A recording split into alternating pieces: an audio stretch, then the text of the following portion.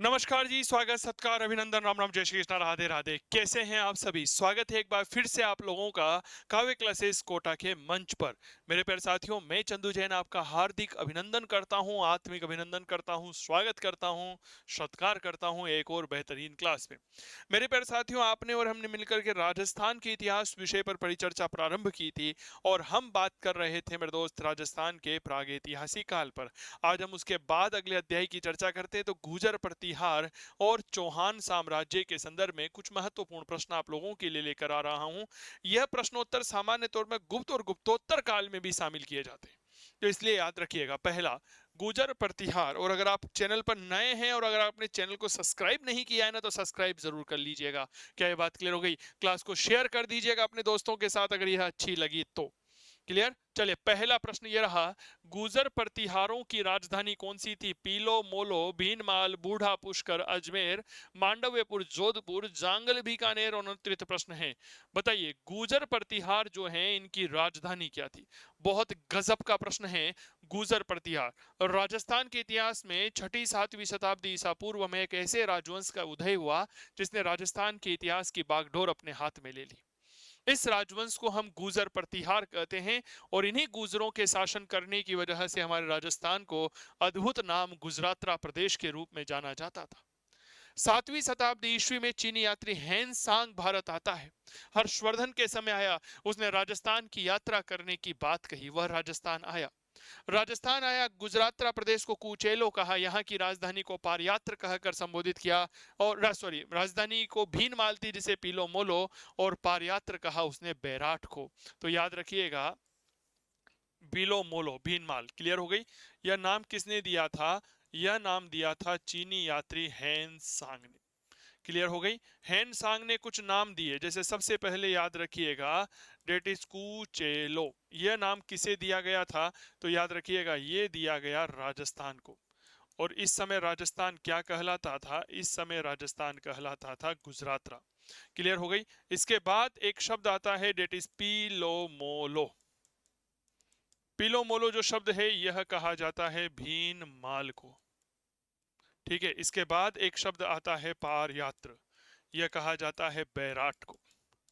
और ये किसने कही थी? यह चीनी यात्री हैन सांग ने कही थी।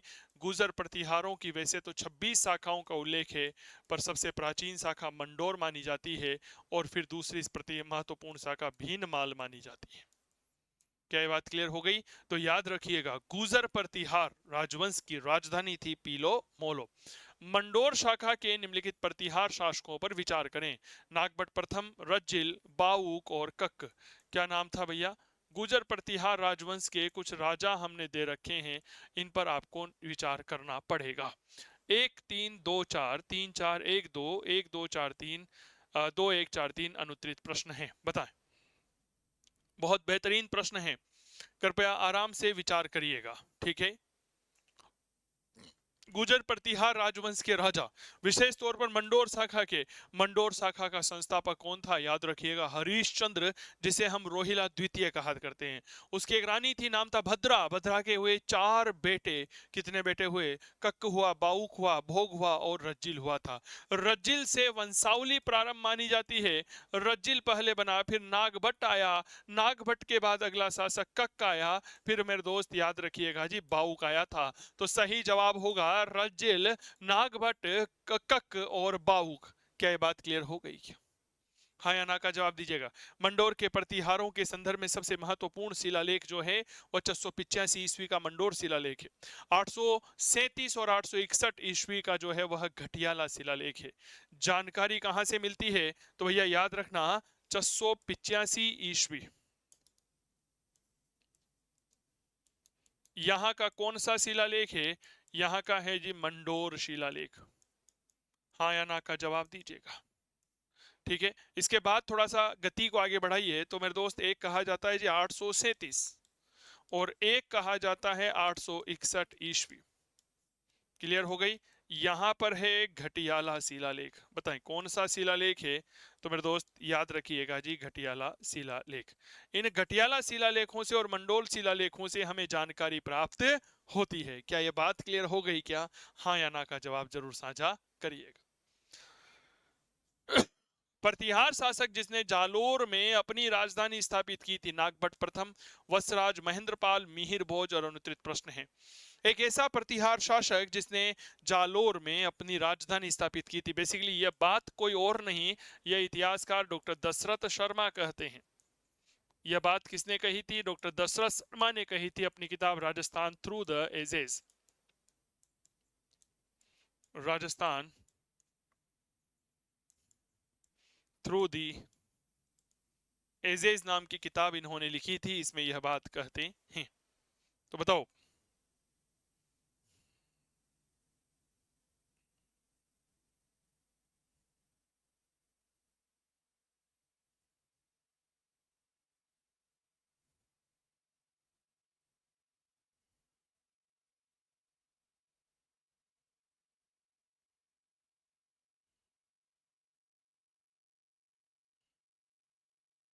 एक शानदार प्रश्न आप सभी प्यारे साथियों के लिए।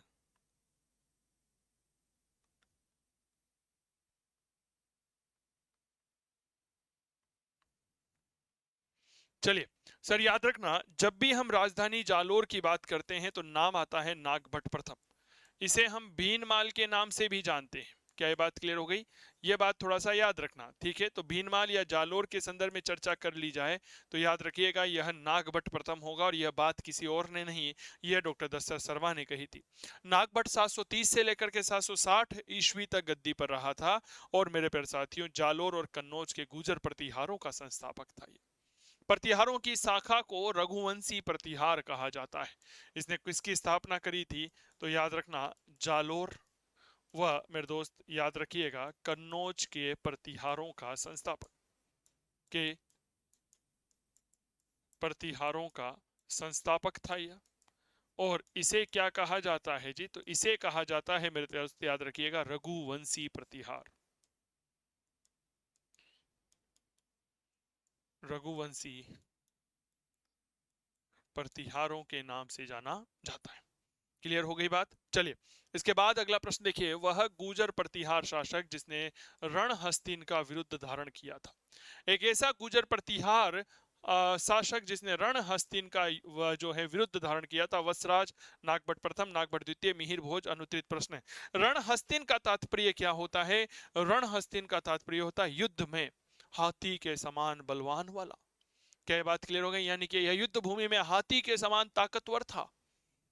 अपनी ताकत को पहचानिए, और जिस विद्यार्थी ने अपनी ताकत को पहचान करके अपनी ताकत का सदुपयोग अपने लक्ष्य को प्राप्त करने के लिए कर लिया, वह विद्यार्थी कभी जीवन में असफल नहीं हो सकता। इसलिए सबसे महत्वपूर्ण होता है अपनी शक्ति को पहचानना। और जिस प्रकार बजरंग बली के पास शक्ति बहुत थी लेकिन उन्हें अपनी शक्ति का आभास नहीं था, जामवंत ने उन्हें अपनी शक्ति बताई थी। इसी प्रकार अपनी शक्ति को आप स्वयं पहचानिए। अगर आप अपनी शक्ति को पहचान नहीं पा रहे हैं तो किसी की मदद लीजिए, लेकिन अपनी शक्ति को पहचान करके अपने लक्ष्य की ओर आगे बढ़िए। लक्ष्य प्राप्त होते ही सफलता आपका आलिंगन करेगी। इसलिए हताश मत होइए, निराश मत होइए, कोशिश तो करिए, प्रयास तो करिए, फिर कहना कि सर सफलता नहीं मिली। चलिए आगे बढ़ते हैं। तो याद रखना, वत्सराज जो होता है इसे क्या कहा जाता है जी? रणहस्तिन कहा जाता है। वत्सराज को क्या कहा जाता है? तो मेरे दोस्त याद रखना, वत्सराज को रणहस्तिन के तौर पर जाना जाता है। क्या ये बात क्लियर हो गई? रणहस्तिन का मतलब क्या होता है? युद्ध भूमि में हाथी के ताकत के समान। युद्ध भूमि में हाथी की शक्ति के समान। ठीक है, ये थोड़ा सा यहाँ पर मिसप्रिंट है, इसे हम रणहस्तिन कहते हैं। क्या कहते हैं सर? रणहस्तिन कहते हैं। अगला प्रश्न देखो, प्रतिहार शासक जिसने सर्वप्रथम जालोर को अपनी राजधानी बनाया। रिपीटेड प्रश्न है। नागभट्ट प्रथम जो है पहला प्रतिहार शासक था जिसने जालोर को अपनी राजधानी बनाया था। क्लियर हो गई? अगला प्रश्न देखिए, प्रतिहार शिलालेखों में पदाधिकारियों का उल्लेख हुआ है। यह है राजपुरुष, युवराज, मंत्री, रत्नी और अनुत्तरित प्रश्न है। अगर आप राजस्थान का इतिहास पढ़ रहे हैं तो याद रखिएगा, राजस्थान के इतिहास में जो सबसे महत्वपूर्ण है वो है कुछ प्रशासनिक पदाधिकारी, कुछ अर्थव्यवस्था की शब्दावली, कुछ सामाजिक शब्दावली। इसके अलावा हमारे राजाओं का क्रम और विशेष में गुर्जर प्रतिहार राजवंश सबसे ज्यादा महत्वपूर्ण है। यहां से प्रश्न बार बार पूछे जाते हैं, इसीलिए बार बार पढ़िएगा। इतनी बार पढ़िए कि किताबें कम पड़ जाए। क्या यह बात क्लियर हो गई मेरे प्यारे बच्चों? तो याद रखिएगा, राजपुरुष नाम के पदाधिकारी का उल्लेख कौन से का भैया? राजपुरुष नाम के पदाधिकारी का उल्लेख कहां मिलता है? यह हमें गुर्जर प्रतिहार शिलालेखों में मिलता है। कहां प्राप्त होता है? याद रखिएगा, गुर्जर प्रतिहार शिलालेखों में हमें यह प्राप्त होता है। क्या ये बात क्लियर हो गई? तो राजपुरुष नामक एक पदाधिकारी है, उस पदाधिकारी का उल्लेख हमें यहां से प्राप्त होता है। अगली बात समझिएगा, निम्नलिखित में से कौन सा शासक गौड़ या बंगाल में भोज प्रथम का समकालीन था? कक्कुका, देवपाल, त्रिलोचनपाल, रामभद्र और अनुत्तरित प्रश्न है। भोज प्रथम, जिसे हम मिहिर भोज कहते हैं, यह वही मिहिर भोज है जिसने ग्वालियर प्रशस्ति की रचना करवाई। यह वही मिहिर भोज जिसने आदि वराह प्रभास की उपाधियां धारण करके इन्हीं नामों से सिक्के धारण किए थे, जारी किए थे। क्या ये बात क्लियर हो गई? इसके पिताजी का नाम रामभद्र था, माता का नाम अप्पा देवी था। रामभद्र की हत्या करके मिहिर भोज गद्दी पर बैठे, इसीलिए इन्हें प्रतिहारों का पितृहंता कहा जाता है। दौलतपुर अभिलेख में मिहिर भोज को प्रभास के नाम से जाना गया है, ये बात याद रखना। ठीक है। और इनके समय बंगाल का जो पाल राजवंश का शासक था, कौन से राजवंश का था? पाल वंश का शासक। ठीक है। नाम क्या था? देवपाल था। पाल वंश ने कहां पर सत्ता की स्थापना करी थी? भैया बंगाल में की थी। अगला, राजस्थान में प्रतिहार वंश के संस्थापक हरीश चंद्र की राजधानी क्या थी? मेड़ता, जालोर, भीनमाल, मंडोर। अनुत्तरित प्रश्न है, बताओ सब। हरीश चंद्र, हरीश चंद्र को ही इतिहास में क्या कहा जाता है? याद रखिएगा, डेट्स को रोहिला द्वितीय कहा जाता है। ठीक है। इन्होंने मंडोर में प्रतिहारों की स्थापना की थी, इसीलिए जो मंडोर के प्रतिहार हुए हैं, इन मंडोर के प्रतिहारों का संस्थापक था यह। क्या ये बात क्लियर हो गई? तो ये चीजें थोड़ा सा आप लोगों को याद होना चाहिए। इतिहास को आगे बढ़ाऊं मेरे प्यारे साथियों, उसके पहले अभी हमारे एक शानदार त्योहार चल रहे हैं अभी हमारे। क्या मैं ठीक कह रहा हूं? और इन शानदार त्योहारों के पावन पर्व पर काव्य क्लासेस कोटा के मोबाइल एप्लीकेशन पर चल रहा है महा बचत ऑफर। बिल्कुल सही सुना, 3 से लेकर के 13 अक्टूबर 2024 तक काव्य क्लासेस कोटा के मोबाइल एप्लीकेशन पर चल रहे हैं 90% डिस्काउंट का महा ऑफर, क्योंकि आपका सपना हो साकार, यही है काव्य क्लासेस का सपना। डॉक्टर मनोज जैन सर चाहते हैं हर घर में सरकारी नौकरी होना चाहिए, इसीलिए काव्य क्लासेस के डिजिटल मंच पर स्वागत है आप सभी का। आज ही काव्य क्लासेस कोटा का मोबाइल एप्लीकेशन का गूगल प्ले स्टोर से डाउनलोड करिए और 90% तक का जो शानदार ऑफर चल रहा है, इसका लाभ उठाइए। 3 से लेकर 13 अक्टूबर तक हिंदी का कोर्स है फर्स्ट ग्रेड, सेकंड ग्रेड, इतिहास विषय का कोर्स है फर्स्ट ग्रेड का, जो लाइव वे चल रहा है केवल 3,499 रुपए में। बिल्कुल आपने सही सुना। आप मोबाइल एप्लीकेशन डाउनलोड करिएगा, काव्य क्लासेस कोटा का मोबाइल एप्लीकेशन। ठीक है। यहां पर आप यह कोर्स खरीद सकते हैं, अभी चल रहा है 90% ऑफ, और यह चलेगा 3 से लेकर 13 अक्टूबर 2024 तक। ठीक है। यह बात याद रखिएगा, अगर आप इतिहास विषय का कोर्स यहां पर लेते हैं तो मेरे दोस्त इस समय यह 10,000 रुपए का कोर्स केवल और केवल 3,499 रुपए का आपके लिए अवेलेबल है। तो बिना किसी देरी के आज ही जुड़िए मेरे दोस्त। इतिहास विषय के बैच के बारे में मैं आपको थोड़ी सी जानकारी उपलब्ध करवा देता हूं कि क्या क्या सुविधाएं आपको मिलने वाली है। मेरे प्यारे साथियों, अगर आप इतिहास विषय का यह बैच लेते हैं तो लगभग अभी 90% तक का डिस्काउंट यहां पर चल रहा है। क्लियर हो गई? लाइव क्लासेस होगी सर। कौन सी क्लास होगी? Live class. Doubt clearing session होंगे, टॉपिक वाइज टेस्ट है, प्रिंटेबल नोट्स है, कंप्लीट कोर्स है, टाइम बाउंड है, useful for all PGT exam. कोई सा भी आप पीजीटी का एग्जाम दे लीजिए, केवीएस दे लीजिए, एनवीएस दे लीजिए, डी ट्रिपल एस बी दे लीजिए, या किसी भी स्टेट का पीजीटी दे लीजिए। ठीक है। सभी स्टेट के पीजीटी के लिए यह समान रूप से उपयोगी रहेगा, और आरपीएससी फर्स्ट ग्रेड के लिए तो यह रामबाण है। आरपीएससी फर्स्ट ग्रेड के लिए तो यह क्या है? रामबाण है। तो फिर देरी किस बात की, आज ही जुड़िए हमारे साथ। किसी भी प्रकार की कोई समस्या आती है तो 8802060952 पर आप हमसे सीधा संपर्क कर सकते हैं। मेरे प्यारे साथियों, मैं आपको कुछ नोट्स दिखा देता हूं। जैसे ये फ्रांस की क्रांति का भाग 2 है। ठीक है। फ्रांस की क्रांति जो हमने पढ़ाई थी उसका भाग 2 है यह। देखिए सर, जैसे फ्रांस की क्रांति में जो बौद्धिक कारण रहते हैं, जैसे वोल्टेयर, उनके बारे में पूरी जानकारी आपको यहाँ पर उपलब्ध करवाई। उनके कथन कौन से हैं, जीन जोसेफ रूसो, फोटो के साथ, चित्र के साथ दिखाता हूँ। इन्होंने सोशल कॉन्ट्रैक्ट लिखी, तो मैंने पूरी किताब आपके सामने रख दी। इसके अलावा कुछ अन्य किताबें यहाँ पर हमने आपको बताई। इसके अलावा दीद्रो है, रूसो के संदर्भ में जो जो कथन है, नेक्सीन ने क्या कहा था, लुई सोल्वे ने क्या कहा, नेपोलियन बोनापार्ट ने क्या कहा, ये सारे आपके लिए उपलब्ध करवा दिए। क्लियर हो गई क्या बात? इसके अलावा दीद्रो है, आर्थिक कारणों की बात करी हमने, जनसंख्या का तुलनात्मक अध्ययन किया प्रथम द्वितीय और तृतीय स्टेट में। हिस्ट्री वाले इस विद्यार्थी इस बात को समझ रहे हैं।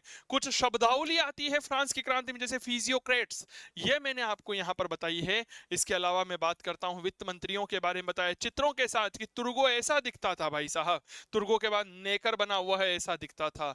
फलरी बना, केलोन बना, एल्ब्राइन बना, नेकर को वापस वित्त मंत्री बनाया। फिर उसके बाद क्रांति का प्रारंभ कैसे हुआ, फिर तारीखों को हाईलाइट कर दिया। क्या ये बात क्लियर हो गई क्या मित्रों? चित्रों के माध्यम से बताया टेनिस कोर्ट की बैठक क्या थी, क्या प्रस्ताव रखा गया, किस किसने नेतृत्व किया। तो यह आप लोगों के लिए ही तो है, फिर देरी किस बात की, आज ही जुड़िए हमारे साथ। काव्य क्लासेस कोटा के मोबाइल एप्लीकेशन पर डाउनलोड करिएगा हमारा ऐप, जहां पर आप इतिहास विषय के कोर्स को एक्सेस करिए और करिए अपने सपनों को साकार। 24x7 विद्यार्थियों की हेल्पलाइन सुविधा उपलब्ध है, जहां पर स्टूडेंट सीधा मुझसे बात कर सकता है किसी भी प्रकार की समस्या आती है तो। हम कोई राग लपेट नहीं करते, सिस्टमेटिक ढंग से है जी। क्लास के साथ उसकी पीडीएफ अटैच कर रखी है, ताकि विद्यार्थियों को समझ में नहीं आए तो फटाफट से पीडीएफ डाउनलोड कर लें। डाउनलोड करके प्रिंट आउट भी ले सकते हैं सर। हमारे यहाँ आधो अधूरा कोर्स नहीं होता, हमारे यहाँ कोई ऐसी बात नहीं होती कि विद्यार्थियों की नहीं सुनी जाती। पूरा शानदार कोर्स आप सभी के लिए है। क्या ये बात क्लियर हो गई? तो इसलिए आप हमारा यह कोर्स खरीदें। देखिए, पूरा नेशनल गार्ड है तो उसका गठन कैसे हुआ, लाफाइते कौन था, तो ये सारी जानकारियां आप लोगों के लिए हैं सर। हमारा कोर्स खरीदने के लिए, इतिहास विषय का कोर्स खरीदने के लिए आप काव्य क्लासेस कोटा का मोबाइल एप्लीकेशन डाउनलोड करिएगा। कंप्लीट कोर्स अवेलेबल है सर यहाँ पर। सबसे बड़ी बात, लाइव क्लासेस है जी। विद्यार्थियों को कोई डाउट होता है तो डाउट क्लियरिंग सेशन रखता हूँ। टॉपिक वाइज टेस्ट है, प्रिंटेबल नोट्स आपको मिलते हैं। कंप्लीट कोर्स है, टाइम बाउंड है, लेक्चर फॉर फिजिट एग्जाम के लिए उपयोगी है। हेल्पलाइन नंबर 8802060952 है। तो इसमें आप जरूर जुड़िएगा और मेरे दोस्त बिना किसी देरी के हमारे साथ जुड़िए। क्लियर हो गई? चलिए अपने मुद्दे पर आगे बढ़ते हैं और अगला प्रश्न यह रहा, प्रतिहार वंश का अंतिम शासक कौन था? Who was the last ruler of Pratihara dynasty? Yashpal, Rajyapal, Mahendrapal, Mahipal? अनुत्तरित प्रश्न है, बताओ। प्रतिहार वंश का अंतिम शासक जो है 1027 से 1036 ईस्वी तक बना था जी, यशपाल। 1027 से 1036 ईस्वी तक यह बना। क्या ये बात क्लियर हो गई? इसके बाद कन्नौज पर गुर्जर प्रतिहारों के जो सामंत थे, जिनका नाम था गहडवाल, यह गहडवाल अपनी सत्ता स्थापित कर देते। गुप्त काल का खगोल शास्त्री जो भीनमाल का रहने वाला था, वराहमीर, ब्रह्मगुप्त, आर्यव्रत, सुश्रुत? और अनुत्तरित प्रश्न है, बताओ। गुप्त काल का एक खगोल शास्त्री जो मूल रूप से मेरे प्यारे साथियों कहीं ना कहीं भीनमाल का रहने वाला था। याद रखिएगा, यह कोई और नहीं ब्रह्मगुप्त था। ठीक है, इन्होंने ब्रह्म सिद्धांत नाम की किताब लिखी थी, आपको पता हो, ब्रह्म स्फटिय सिद्धांत, ये पता होगा। और इस ब्रह्म स्फटिय सिद्धांत नाम की किताब में इन्होंने ब्रह्म सिद्धांत का प्रतिपादन किया था।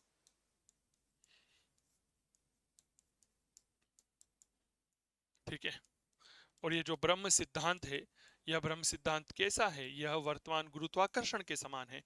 ब्रह्म सिद्धांत में ब्रह्मगुप्त यह कहते हैं कि पृथ्वी की में कुछ ऐसी आंतरिक शक्तियां हैं जो वस्तुओं को अपनी तरफ आकर्षित करती है, जिसे बाद में आधुनिक समाज में या आधुनिक समय में न्यूटन के द्वारा गुरुत्वाकर्षण का नियम कहा गया। क्लियर? चलिए जी, अगला प्रश्न देखिएगा। प्रतिहारों की कौन सी शाखा सर्वाधिक पुरातन मानी जाती है? जालोर, मंडोर, मारवाड़, उज्जैन? और अनुत्तरित प्रश्न है भैया, सर्वाधिक पुरातन, पुरातन का मतलब होता है जी सबसे प्राचीन। प्राचीन कह लीजिए या फिर ऐसा कह लीजिए जी सबसे पुरानी शाखा किसे माना जाता है? तो याद रखना जी, यह मंडोर को माना जाता है। मंडोर के प्रतिहारों का संस्थापक कौन था? तो भैया याद रखना, इसे हम कहते हैं हरीशचंद्र, जिसे ही हम नाम देते हैं रोहिला द्वितीय। क्लियर। अगला प्रश्न, निम्नलिखित प्रतिहार शासकों में से किसने मंडोर को बदलकर मेड़ता को अपनी राजधानी बनाया? सर ये वही प्रश्न है, ठीक है, यह नागभट्ट प्रथम आएगा, ठीक है, मंडोर या मेड़ता, बताओ क्या ये बात क्लियर हो गई? चलिए अगला प्रश्न देखिए, राजपूतों को हूणों की संतान बताया है? कर्नल जेम्स टोड ने, V A Smith, doctor Bhandarkar, doctor Dasharath Sharma. अनुत्तरित प्रश्न है, राजपूतों को वीणों की संतान किसने बताया है? बहुत बढ़िया प्रश्न है, राजपूतों को हूणों की संतान किसने बताया है? याद रखना डॉक्टर डी आर भंडारकर। इनका पूरा नाम क्या है?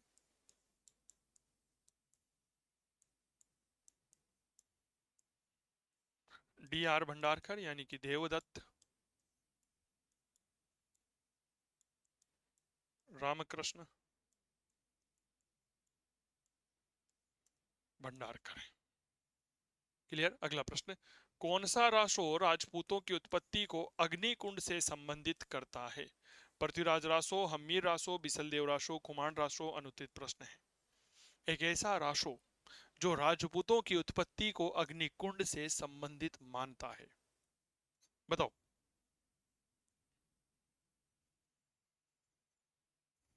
एक ऐसा रासो, सर याद रखिएगा पृथ्वीराज रासो। पृथ्वीराज रासो का रचनाकार कौन है? तो हम सभी जानते हैं चंद्रबरदाई।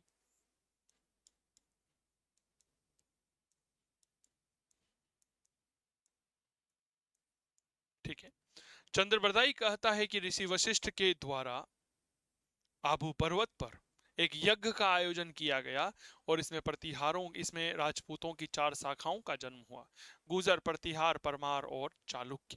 क्या ये बात क्लियर हो गई?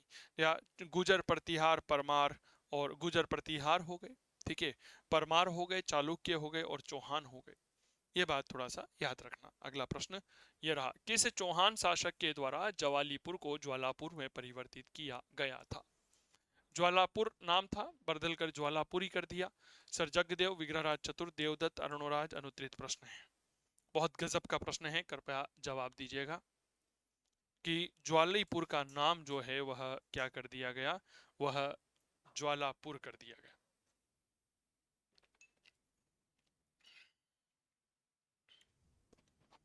सर ये अब नाम याद रखना, यह विग्रहराज चतुर्थ थे, इन्होंने नाम परिवर्तन किया था।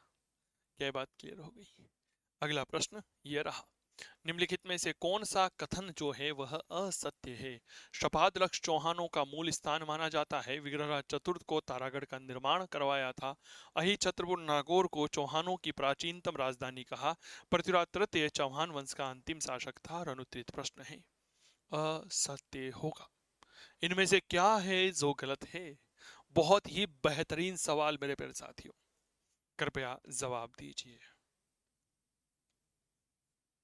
सर कौन सा गलत है?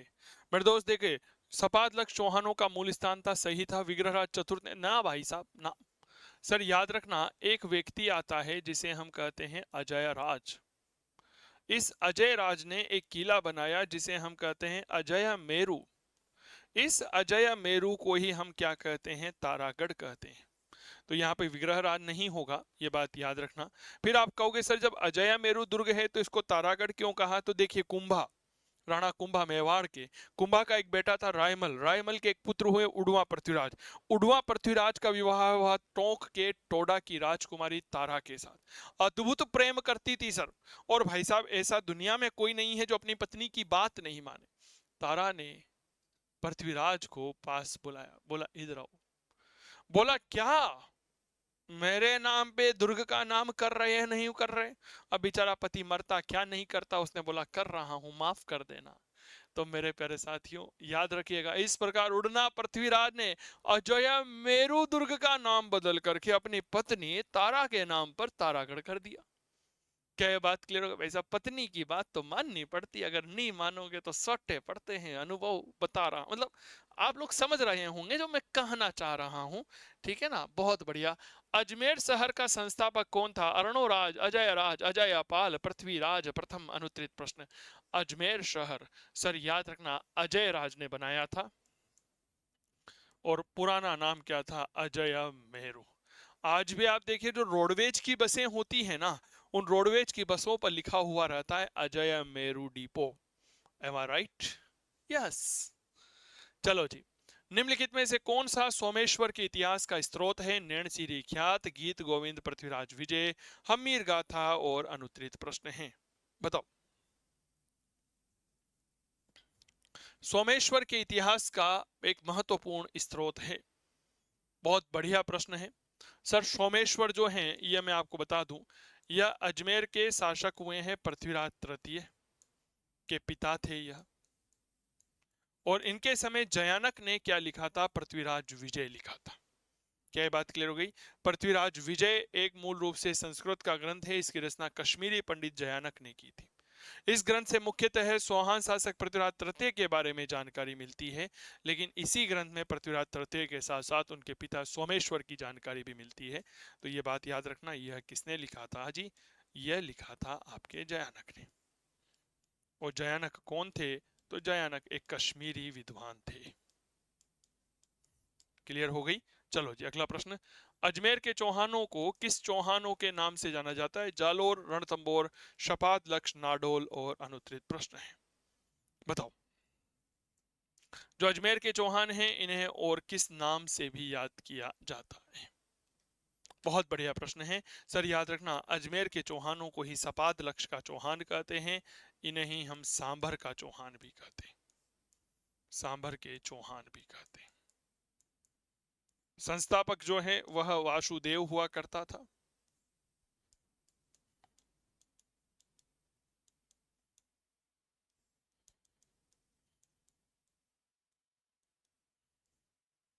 ठीक है, इसी वासुदेव जो है, इसने सांभर झील का निर्माण करवाया था।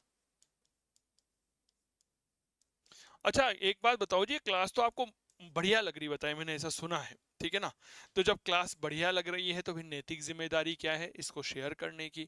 और अगर आप पढ़ना चाहते हैं तो काव्य क्लासेस कोटा का ऐप आप सभी के लिए है ही सही, उसे डाउनलोड कर लो। क्या ये बात क्लियर हो गई?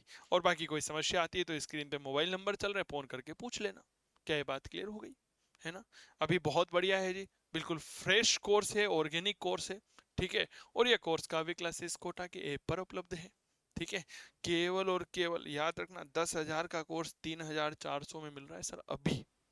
फिर मत कहना कि सर चूक गए थे, क्योंकि नौकरी का मौका एक ही बार आता है। और एक बात और याद रखिए, अगर आप एक बार अपनी तैयारी करने में कोई गलती कर देते हैं ना, तो यकीन मानिएगा आप 3 साल पीछे हो जाते हैं, क्योंकि अगली वैकेंसी 3 साल बाद आती है।